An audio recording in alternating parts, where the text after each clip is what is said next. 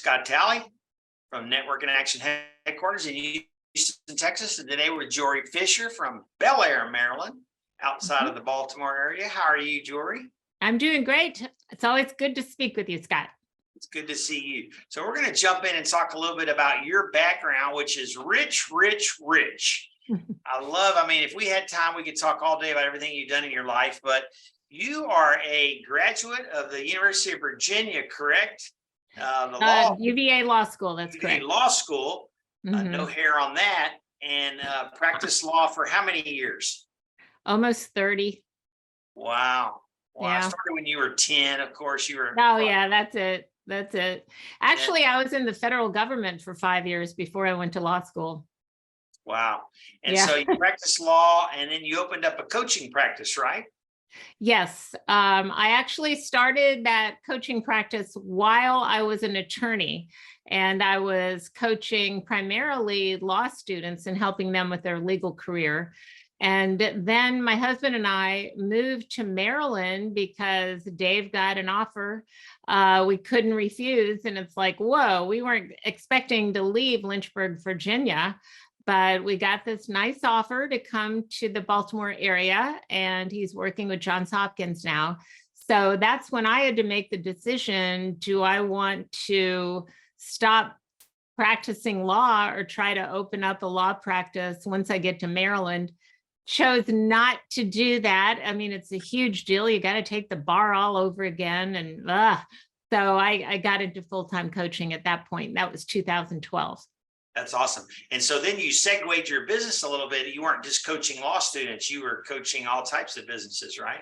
Right. I was, at the time, I was very much involved in what we call purpose coaching, helping people get really clear on their calling, on their purpose. And, it's interesting because that ties in so well to target market and ideal client, because part of your purpose is, whom do you serve? So while I was doing that, I realized that I was working a lot with small business owners. And then that's how, and of course, I had to transition from having all of my clients given to me, because the kind of law I practiced was public interest law, public service law. I was a legal aid attorney and a public defender and a county attorney. So I never had to worry about getting clients. So that journey of learning how to, define myself in such a way that I was clear on who I served and what I did, and could project that and make a very crystal clear case for why somebody should work for me. That helped me become a business coach. So that's how I went from life and career coaching of law students in Lynchburg, Virginia, to then business coaching when I came to Maryland. Very interesting. So how did you find Network in Action? Talk about that part of the journey. Well, part of my business coaching led me to a wonderful group, a woman that I ended up becoming good friends with, as I am with you. She was fantastic, and she attracted some pretty sharp people and had a licensing program where business coaches would then go back to their communities and hold mastermind programs. And that was how I met the wonderful Tony, right? And so Tony and I rediscovered each other during COVID. We were on an online networking call, and I'm like, oh my gosh, that's Tony. And she's like, oh my gosh, that's Jory. So we had a one-on-one, and I saw this great big, NIA Network in Action sign behind her. And I said, what's NIA? So that's how it all started. Oh, that's wild. And from those discussions, sort of talk a little bit about like what led you to say, you know what, I'd like to do this in the next chapter of my life. Because I know you and I are both alike in that we want to wake up and do things that are meaningful and make a difference. Yeah. Yes. Well, I already was holding meetup groups in my area before COVID. some people in my community joke, oh, everybody knows Jory. So I was holding meetups at various restaurants and breweries and things like that, Starbucks or whatever. So I knew I liked networking. I'd had enough experience with other networking groups that I knew some things that I didn't like. And so when Tony was explaining the distinctions that we have, that NIA has, it was very appealing to me. So the structure was appealing. The fact that there was training was appealing. And of course, you and I hit it off immediately. And when I started coming to the Monday morning calls, I could see that I definitely resonated with the other franchise owners. Everybody seemed sincere, authentic, eager to serve. And that was very appealing to me. Yeah, it's flattering for me to work with people like yourself. We have so much talent. I always talk about it, but like when you started looking at it and you had this history with networking and you knew sort of what didn't work and what was a waste of time, and of the differences with network and action, which one, two, or three, or four, or would you highlight are the most important to you? Well, I can tell you what I didn't like. I didn't like having to get up early and be at weekly meetings and then give reports and have people just kind of brush off referrals. It made me think they'd seen a business on a billboard on the way in. I mean, I'm being a little sarcastic here or facetious, but it's like I want a genuine referral if I'm going to get one. And if I'm going to give one, I also want that to be genuine. Yeah. So I would say the fact that we stress the genuine referrals and we don't waste time. Yeah. Those two are very appealing to me. The technology is awesome, but more the in-person distinctions for me, which is ironic because, I got involved during COVID, but now that we're able to gather in person, and what I do, Scott, if I may, I still hold my monthly meetings, as you know, online. However, we have, as you know, we're encouraged to do an additional monthly connection. And I do that in person at a local brewery. So I love that model. You're the only one doing it, but I love it. It's like they have a monthly obligatory meeting to come online with you and the rest of the group. Yes. And then you offer them an opportunity for those that want to rub elbows and look eyeball to eyeball without a screen. I love it. Yeah. And of course, I buy them a drink. So they're all very excited. They walk in the door and I give them a little green ticket because we have other people there. I invite people from other networking groups that I'm involved in, and including I put it on Eventbrite and all of that. And so people are there who are not with Alignable, which is good for my I'm sorry, network. So we have Alignable people, network and action people, Eventbrite people, people from all over. And so you can be with one group and be meeting another group that's not NIA and meet my NIA members and vice versa, right? So when my NIA members come in, I give them a little green ticket. And they're all excited about that because then it sounds like a real abundance mentality and not like the scarcity that we can only network with our little group. Yeah, which this industry's known for. Yeah, I love that you bring different communities together. I do. You're really there to the network and action members get the Alignable connections, and the people that aren't with either one can still meet great people. And exactly. And the December one was we actually combined three groups. We combined Network and Action, of course, Alignable, and one of the leads groups from the local chamber. Awesome. So it was great. And each of the groups was able to, I'm not saying everybody in the group, but the leader of the group. So I represented NIA, right? So each of us got to stand up and really make a gentle pitch for our own group, but it was so cool because it wasn't competitive at all. I mean, there are enough distinctions that it wasn't a problem. So I want to segue, and I don't know exactly how to ask this, but you bought a franchise model for a reason because you like the structure and you like the information, the technology that was given to you. but you're an entrepreneur. You're wildly creative. I mean, you've done some incredible things in your life. So speak to like how you still get to use some of that freedom within the framework of network in action.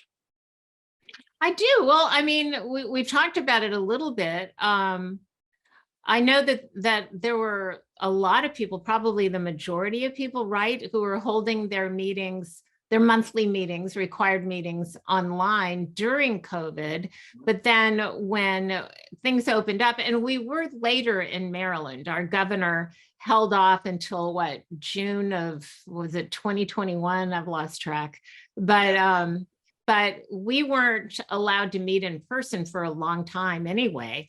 So my group, we started in January of 2021. We actually got used to meeting online. And then I asked them afterwards, well, do you want to have the monthly meeting online or in person? And they all said online. I said, okay, we'll do online, and then we'll continue to have our socials in person. And I'm sure I ran that by you. I don't remember specifically looking for your permission, but I know you knew about it. Yeah, that's what I always say. I get the benefit of partnering with smart people and let you run your business, I appreciate it. So yeah, it's really crazy. I think maybe the only good thing that came out of COVID was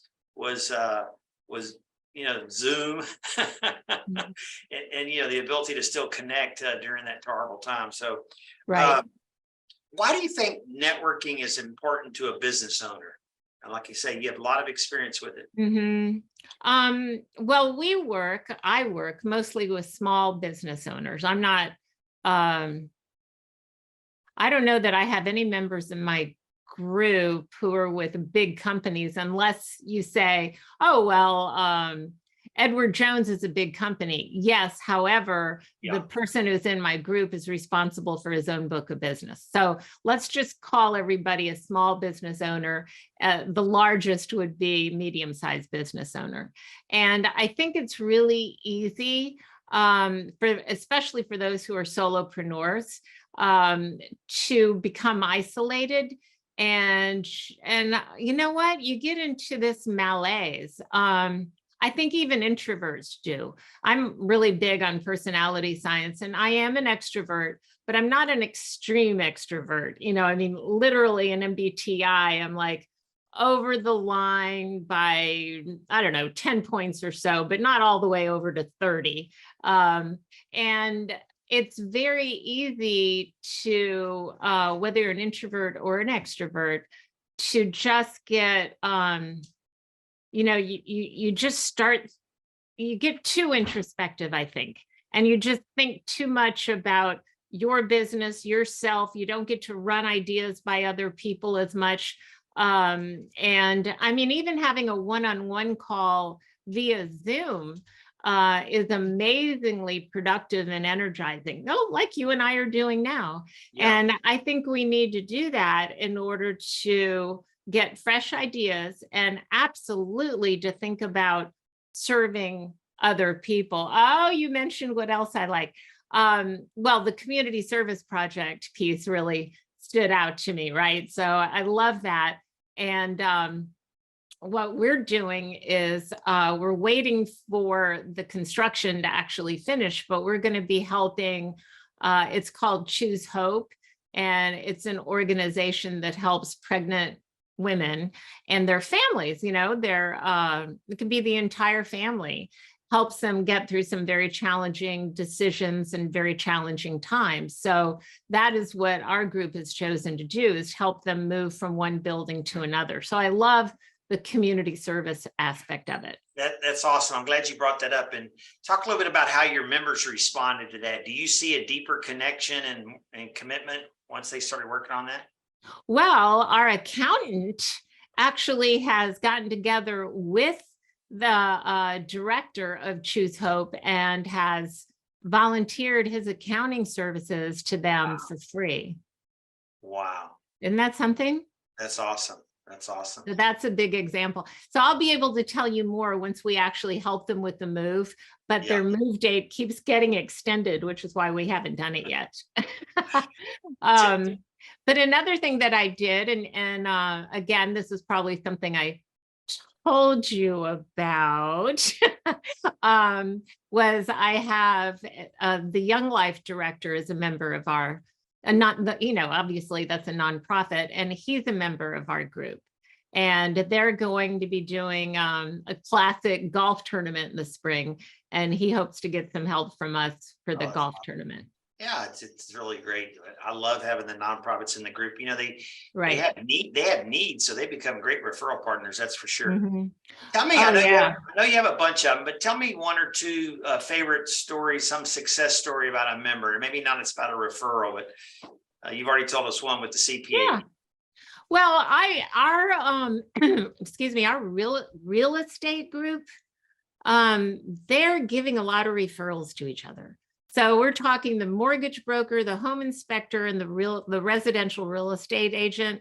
So that's one group that's giving a lot of referral. I mean, there are others too, but I mean, those are the three core. We don't have a commercial real estate agent. If we did, he or she would probably be in that mix as well. I just haven't been able to get somebody for that. But the other group, the other is I have a bookkeeper. He does bookkeeping and budgeting. Those are his categories. And he actually receives and gives referrals to the accountant that I mentioned. And that accountant also does payroll. So I see a lot of referrals going back and forth to them. And then I have a social media expert who swears that our bookkeeper saved her marriage. Wow. Because apparently she doesn't handle her books all that well, or so she says, and was just pulling her hair out. She's very successful, but was pulling her hair out with taxes and all of that. And so she's come to know our bookkeeper really well. And it's so funny. I always hear her introduce him as her marriage counselor. I love it. But at the end of the day, that is one of the things that we don't put our finger on, but I think we do try to bring a higher quality of life to our business owners, whether through these type of introductions. And so that's not the first time I've heard that I could care less if I ever get a referral. My life is so much better because of the connections and the things going on. So yeah, that's a really cool story. What would you say to someone that's looking to purchase a franchise? Well, I do want to speak to that, Scott. And in fact, I want to speak to people who are interested in doing that. I would say don't do it if you're not ready to do the work. Yeah. Amen. For me, I've had a couple of setbacks because of surgeries and, health issues and things like that. I do wish that I had known about this earlier.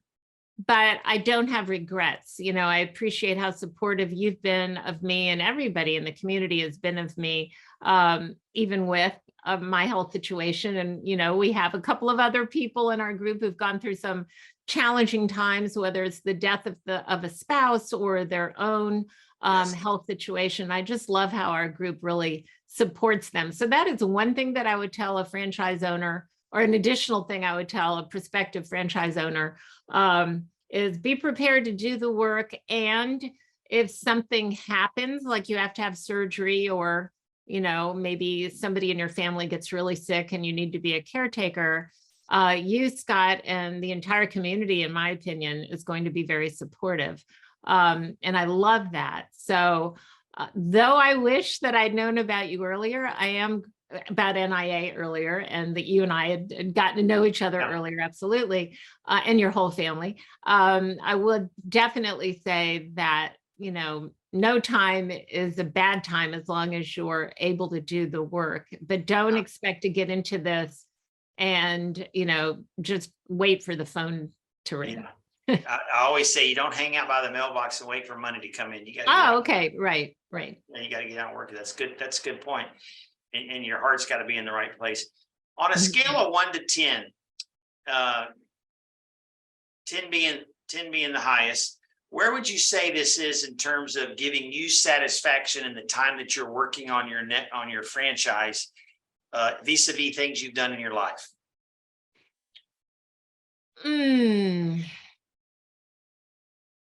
Well, I tell you what, the whole coaching world, networking world is so different from what I did before. Because as a lawyer, I handled mostly child abuse and neglect cases and juvenile delinquency. And I mean, I was helping or trying to help, people who are really down and out. So- Massively rewarding. yes, Gotta be yes, tough on you, but yes. Yeah, I mean, it was such that there were times when my predecessor in child abuse and neglect, my predecessor had told me that what she had to do so as not to carry all that home was there was a telephone pole in between our office and her house. And she said that when she got to that telephone pole, she would just clear her head. It's like, okay, think of these cases, think of these cases. All right, I get there, I've got to stop. And I thought that was pretty good advice. And great advice. except for the times that I would stay up till midnight working on a trial, I tried to do that. I tried to do that. And with this, Scott, it's just so completely different because I'm not handling bankruptcy cases, right? I nobody is down and out. So it's just completely different. So here I am, trying to draw in, attract, serve people who are healthy and vibrant. And so there is a certain joy in that, I mean, all of our meetings, I mean, we laugh, and it's all really good. So, it's just a different stage of my life. It's a good point. But it is very rewarding. I would say the most rewarding thing is to see the long-term relationships formed. And what I do have to gently do, and my husband comes to the socials as well. You've met Dave. He really enjoys it.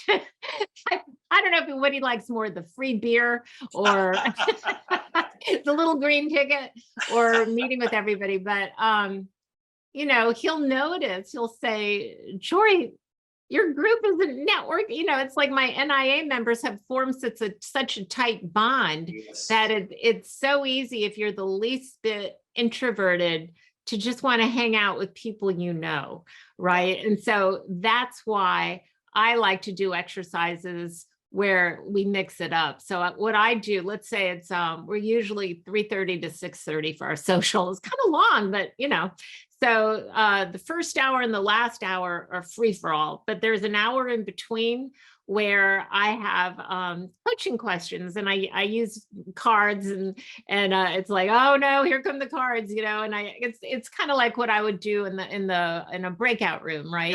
But it'll be thought-provoking questions, and then they have to go around and be with different people in the group. Bringing value.